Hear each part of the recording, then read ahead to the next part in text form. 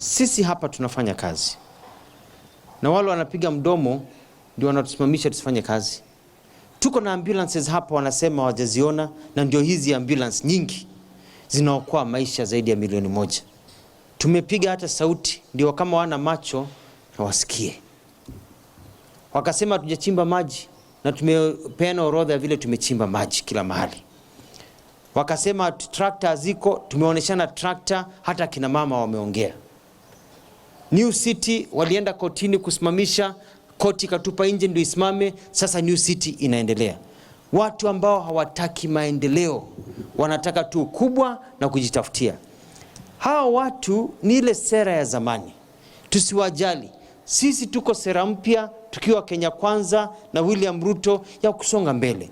Ukisikia mtu anaropokwa mambo ya uongo na watu wanajua ni uongo, mjue ya kwamba huyo mtu pengine tumuombe na pengine apelekwe hospitali. Pengine kichwa, unajua ukizeeka kichwa inaenda namna hii. Tumuombe kwa sababu na tumpende.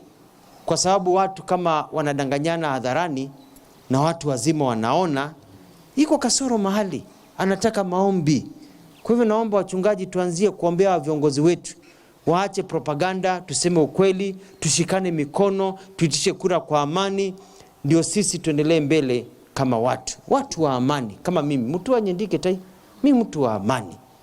Niliona vurugu huko nitazimia, nikaachana nao, nikaenda mahali tunaenda Kwanza. Kwa sababu maendeleo chapchap nitakao kwa Kwanza.